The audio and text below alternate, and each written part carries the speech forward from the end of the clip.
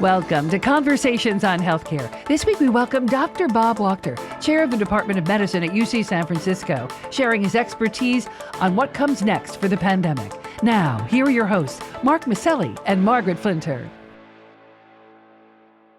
Our guest's knowledge and views about COVID get noticed. In the last 2 years, his tweets have been seen over 400 million times by 250,000 followers and served as a trusted source of information on the clinical, public health, and policy issues surrounding the pandemic. We're going to ask him directly the questions about the current state of COVID. Dr. Robert Wachter is a professor and chair of the Department of Medicine at the University of California, San Francisco. Last year, U.S. News ranked it the best internal medicine department in the nation. He also wrote The Digital Doctor: Hope, Hype, and Harm at the Dawn of Medicine's Computer Age, which was a New York Times Science bestseller. Well, Dr. Wachter, it's great to have you back as a guest again on Conversations on Healthcare. And like you, we're tracking the latest COVID news, and Philadelphia is going to again require its citizens to wear masks indoors, including in schools and daycares. It's the first major U.S. city to take this step. Just wondering, from your vantage point, is this the right move? And do you think other cities will follow?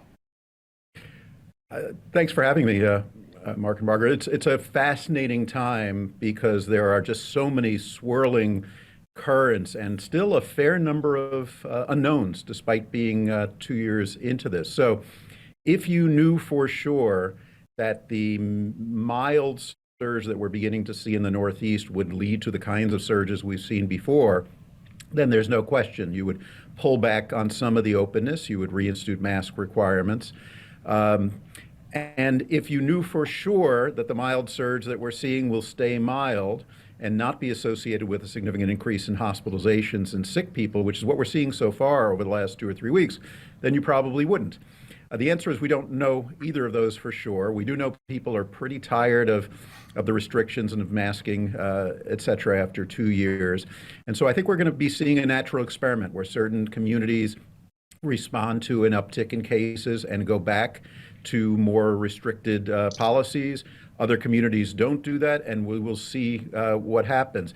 I think it feels a little premature on the part of Philadelphia. If it were me, I might have waited a little bit longer to see what happens. Because if it's going to be that even a very minimal uptick in cases with no uptick in hospitalizations leads to more masking requirements, you can see a ton of masking requirements, and I think the pushback from the public is going to be pretty big. I think we kind of want the public to trust us at this point that the masks can stay off unless you want to wear one, unless there really is a significant threat to the community. And I think it might be a little bit premature to make that call right now. Well, that is a really interesting perspective. And we're seeing the news coming in from multiple places now, right? We have the White House COVID czar, Ashish Jha, saying he's not overly concerned about the rising BA2 cases in the Northeast. But the policy lab at Children's Hospital of Philadelphia came right out and said they were against the mandate. I guess my question to you is, do you think we've learned anything about how to give messages to the public, which are sometimes not as clear and straightforward as we'd like them to be, and get them to pay attention? What's your strategy when you talk to people to keep them from tuning out? Well, I think we've learned a fair amount, and I have to say Ashish, who's a very old friend and trained here at UCSF, is as good at this as anybody in the universe. So it will be wonderful watching him in this role as sort of communicator in chief. He's really, really good at it. If anybody can do it, he will. I think, one of the elements of COVID is that it happened in 2020 at a time where everyone can choose their own adventure when it comes to their media and their communication. So I've been gratified by having, 250,000 followers, but I think they are people who've chosen to listen to me. And for whatever reason, that's a particular lane. I have a particular point of view. I'm probably sort of in the middle. There are people who are much less restrictive than I am, people who are more restrictive than I am. And so I think the problem with communication under conditions of real uncertainty, with massive politicization of almost everything, is that even the question of masking, for example, on airplanes, I think that's going to be the big issue of the next week.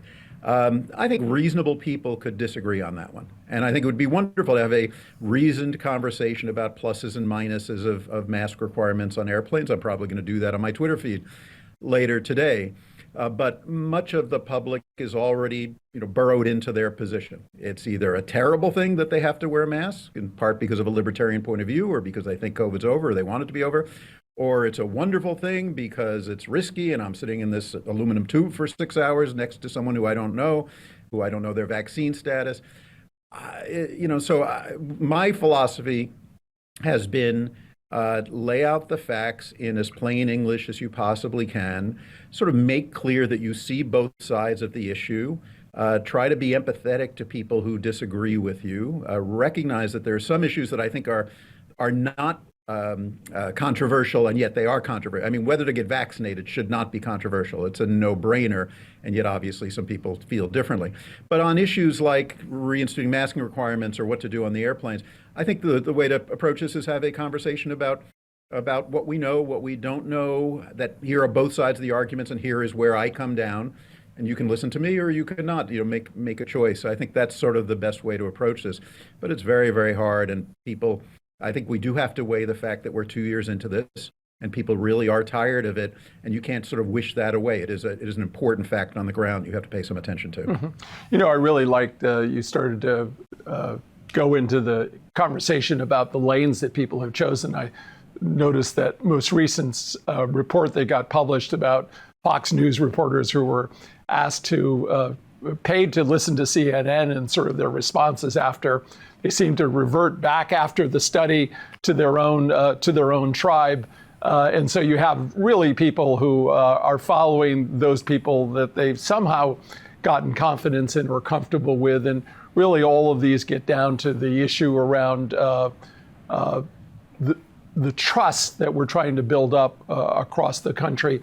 And you were talking about airplanes and the decision that's coming up by the Department of Transportation, I think April 18th. But outside of what advice would you have? Tell us what you do from San Francisco to visit Ashish Jha in Providence at Brown. What would you wear when you're on the airplane? Yeah, I would do nothing different than I've been doing for a year and a half since I've started doing some traveling, and I've made 3 cross-country airplane trips in the last 5 weeks. I wear an N95 or a KN95, sort of the most comfortable N95 I can find. I put it on as I'm entering the airport. I try very hard not to take it off until I leave the airport on the other end. We know that airplanes are quite safe in terms of the airflow, the ventilation. That we sort of have, it has the kind of airflow we'd love to have in school rooms and in our offices. So that part is terrific. On the other hand, airplanes morph into flying restaurants at some point during the flight. And at that point, you have people taking their masks off, and maybe in a week or 2 or 3, more people will take their masks off. I think one of the things we've learned is the value of one-way masking. I mean, the early mantra that my mask protects you but doesn't protect me is wrong. If you're wearing an N95, your mask is protecting you really, really well. I mean, I know that because we take care of people with COVID in the hospital, and we very rarely get COVID from our patients. And so my feeling is if I keep that N95 on for the vast majority of the flight and take it off very briefly, and I take it off very briefly to gobble down some food and chug my cranberry juice and put it right back on. And I try to do that if I look around me, when everybody else has their masks on. I think that's a pretty safe thing to do. The flight is not super high on the list of things that worry me in terms of, am I going to get infected? I'm much more worried about going to a reception at a conference I went to the other day in Tennessee, where there were a few hundred people there, and we were eating and drinking and in a room that was probably less well ventilated than an airplane. So even if the feds make the decision to take away the mask mandate, I think that will actually increase. I'm even more likely to keep my mask on the entire flight. And I think if I do, it will keep me safe. And that is why I think ultimately, if the case rates don't skyrocket, I think the government probably will take down the mask mandate. Whether they do it next week or they wait a few more weeks to see what happens with this BA2 surge, I'm not sure. But I think they probably will take it down, in part because we now know that individuals, someone who's had 3, or in my case 4 shots, and is wearing an N95 for the entire flight, I've done everything I can to keep me safe, even if the person sitting next to me is unvaccinated and is not wearing a mask. Great. Well, that image of chugging down your cranberry juice and gobbling down a few bites, I think resonates with anybody who ventured onto the airplanes in these last several months as things opened up again. But another decision point that's out there for people now, for Americans 50 and older, and you said you got a fourth dose of the vaccine pretty recently, but Americans over 50 can now get their second booster if it's been at least 4 months since their first one. What's your advice to people about getting it now or waiting until later, off of some of the concerns about declining immunity? Dr. Fauci says we are likely to see another surge in the fall. Would you advise patients to wait and to get it a little closer to the fall, or what's your advice? Yeah, I think it's a tough call. I got it. So I'm a 64-year-old, pretty healthy person. I've got mild asthma, but I'd probably fall on the medium to high-ish risk just because of my age.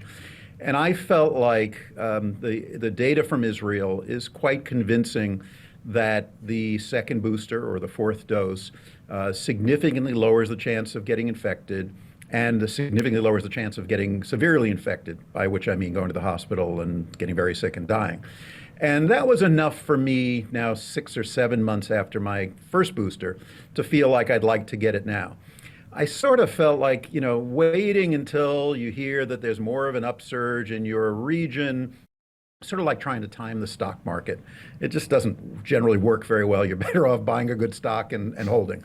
And so the idea of sort of waiting and timing, that part wasn't very attractive to me, because I sort of figured if I get it now and this one also lasts 6 months, then I'll probably get another one, when the time comes. If you need another one in the fall, or they've come out with a better vaccine in the fall, not clear yet that that's going to be true. I didn't think there was real value in waiting.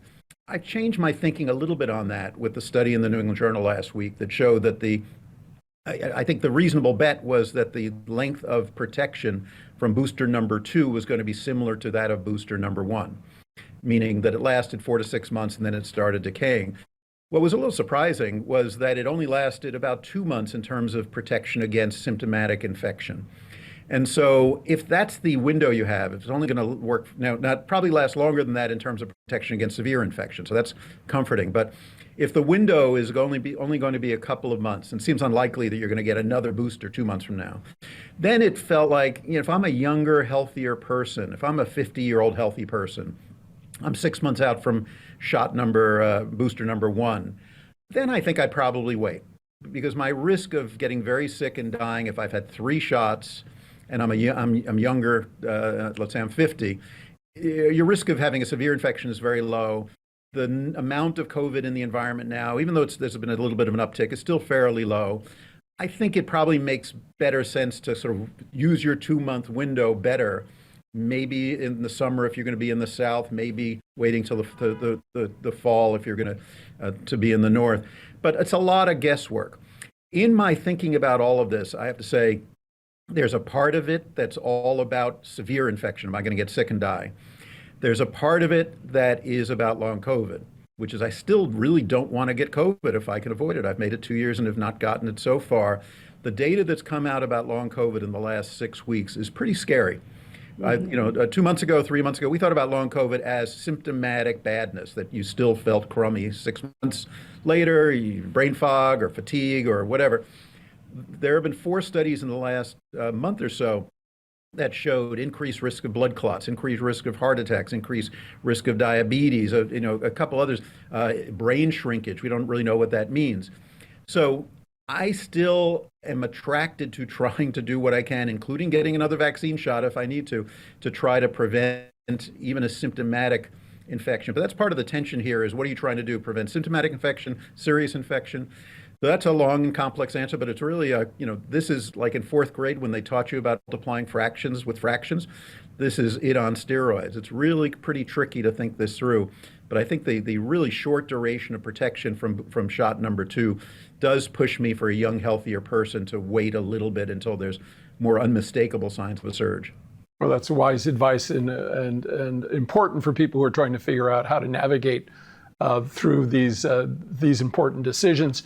You know, we're seeing in Washington lots of our leaders reporting that they've tested positive for COVID in recent days. And I think back in 2020, then President Trump had COVID. And at that time, you said you were in favor of Trump being assessed for alterations in his thinking and judgment.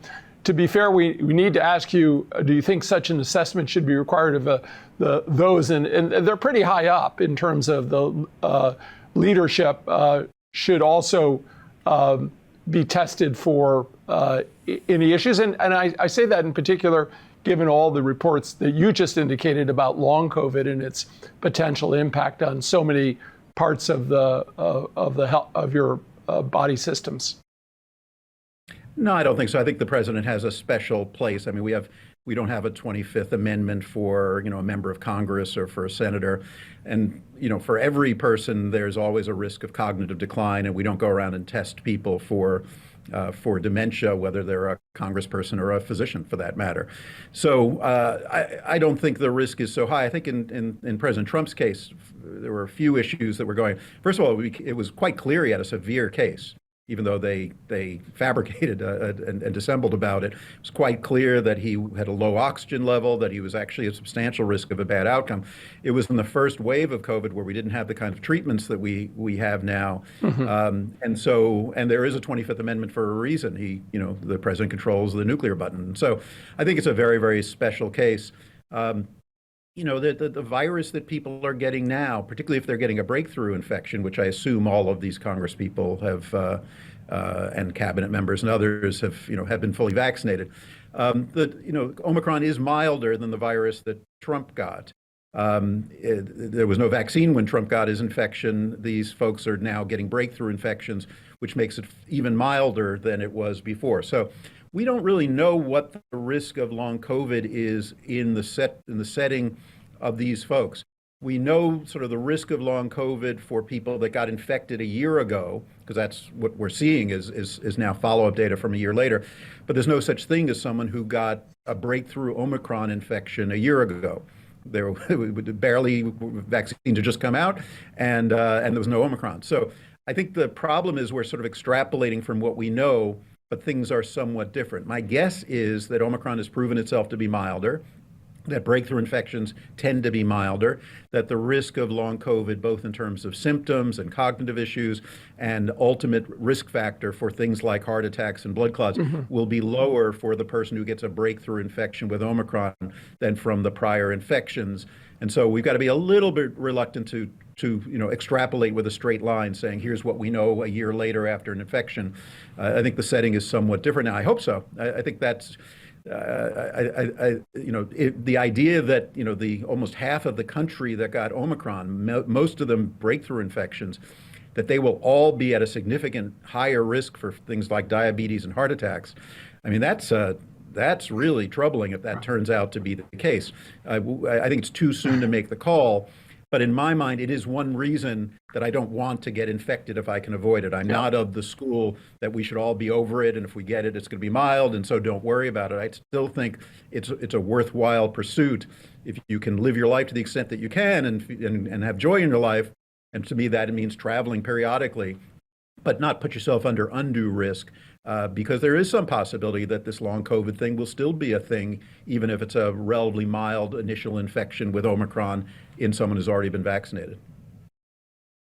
Well, Dr. Wachter, I'd like to ask you about some of the long-term changes associated with COVID, other than on necessarily the clinical level, and that's some of the behavior changes that we're going to see in healthcare. It's been more than 2 years since I've seen the faces of some of the folks in our primary care teams and our primary care clinics, and I imagine that's probably true at UCSF as well. We're still under an emergency order here in Connecticut by the governor for healthcare facilities to all be masked still all the time. And I wonder what you see for the future. Do you think it's possible that this will just become a normal part of being in a healthcare setting, that people will wear masks? Is there a going back even post-COVID to our kind of assumption that, we only needed to put a mask on if we had some suspicion of tuberculosis or some other airborne disease? What's your thought on that? What are we likely to see? I'm guessing that we will stick with masking in healthcare delivery settings, certainly I think in hospitals, but this may be regional. I mean, I think in San Francisco, which has been a very masky place and a very it always feels weird to say San Francisco has been a conservative place, but has been conservative when it comes to COVID.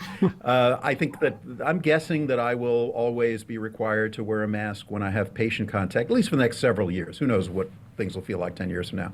I think there'll probably be other parts of the country where the masks become sort of so non-normative that in all settings that they go back to non-masking, except for having a lower threshold to wearing a mask when the provider has a sniffle or the patient has some respiratory illness.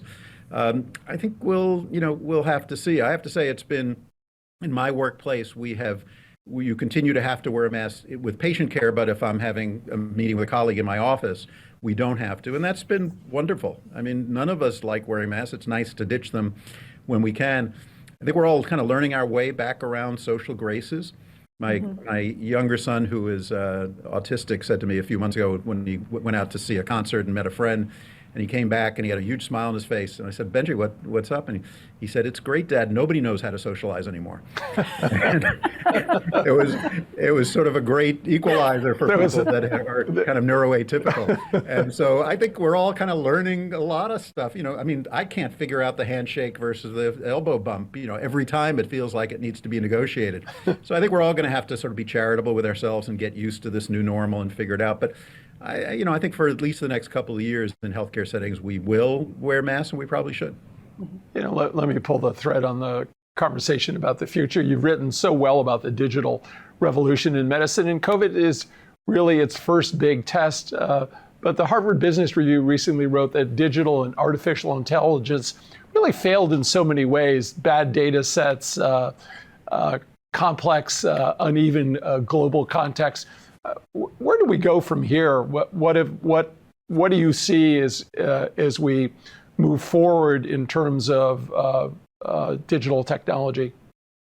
I think it accelerates. My worldview is that we are heading toward a universe where healthcare is as digitally facilitated as the other parts of your life, as the way you handle your finances and your travel, which now are almost completely digital and work better than they used to when they weren't.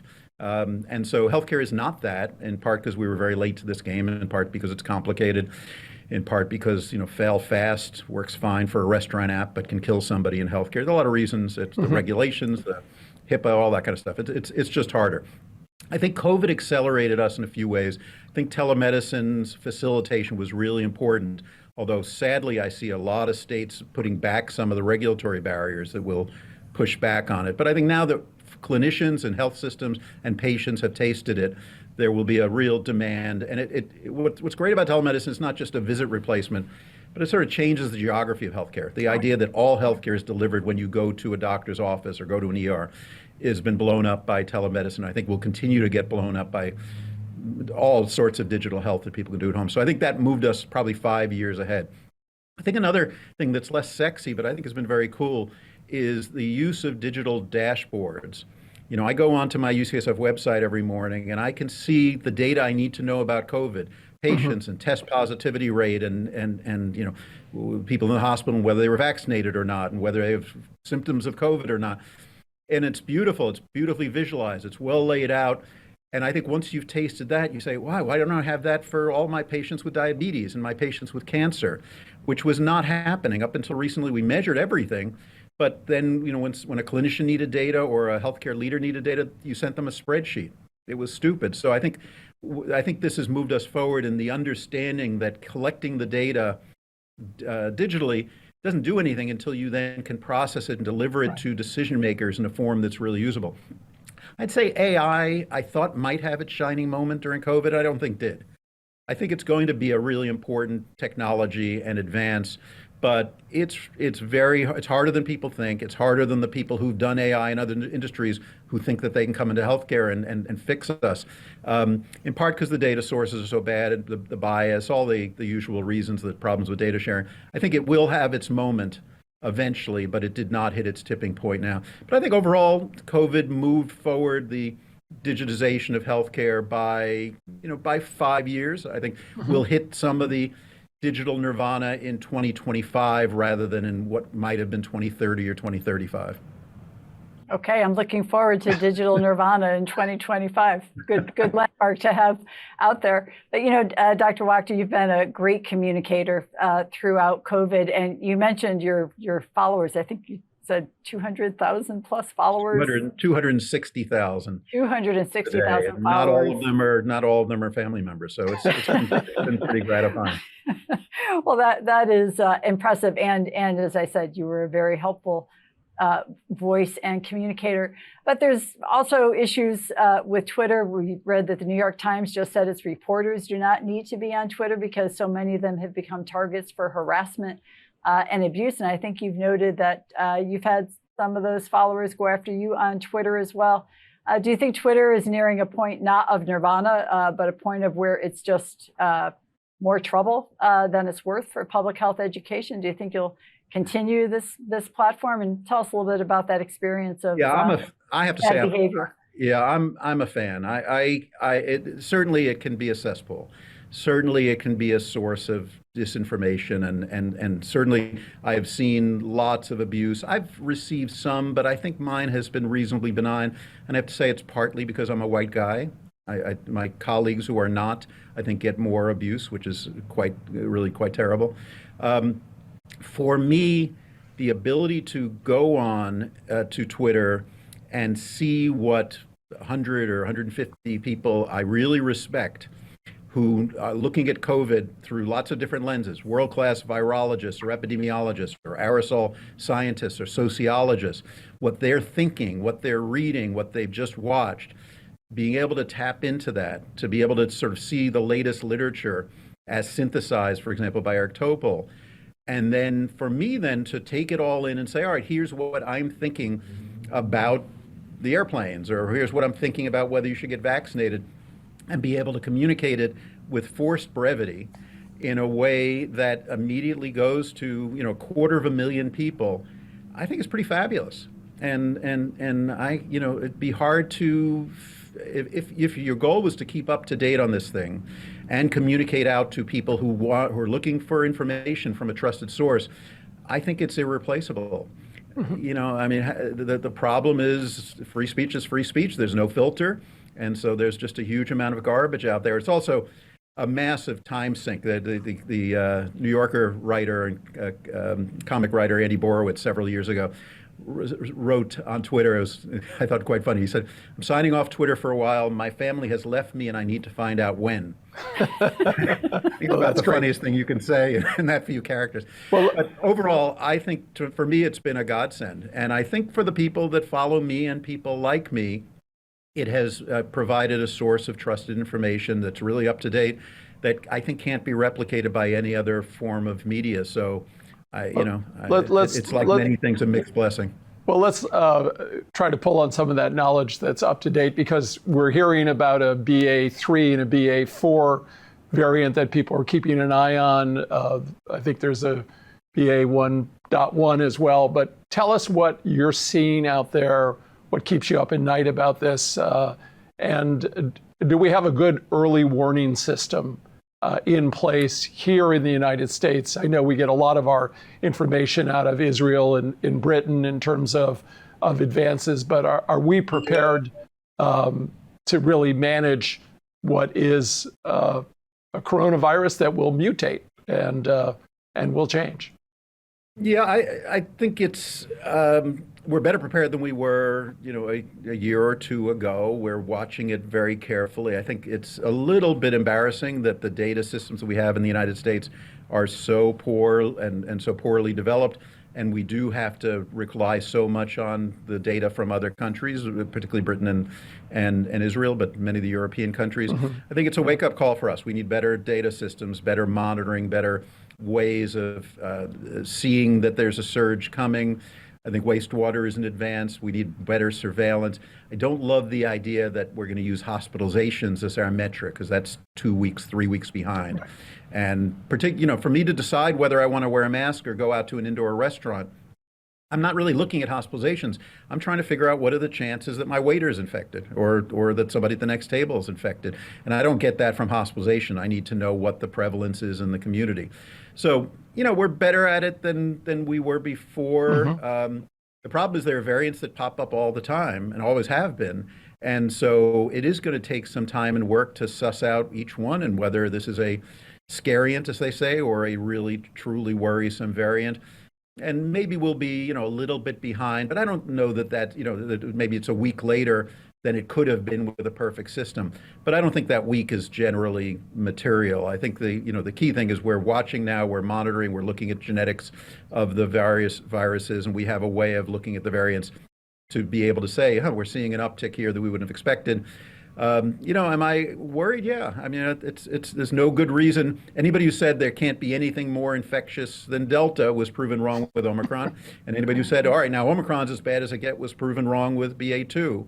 And so there can always be something nastier than what we've seen before, and we've got to be ready for that. The thing that worries the most is that I think I am over it has become a governing philosophy. And so I am not convinced that we will do what we need to do if we see a particularly nasty new bug come out, what we would have done a year ago. And I think what we'd still do in a place like San Francisco is, okay, this one's nasty again. We're going back to masking. We're going back to being more careful. There are lots of parts of the country where that will simply not be true. And then we'll have to see whether they get away with it or not. I think there's a decent chance that they won't. Well, thank you, Dr. Wachter, for your advice, your guidance, and your incredible contributions to health and healthcare over decades. And thanks to our audience for joining us. You can learn more about Conversations on Healthcare or sign up for our email updates at www.chcradio.com. Dr. Wachter, thank you so much for joining us. Thank you so much for having me. It was a delight. Great. We'll continue to be one of those 260,000 followers of yours. Appreciate that. All right. Take care. All right. Bye-bye. All right. Good to see you both. Thanks. Yeah. Thanks, everybody. Yeah.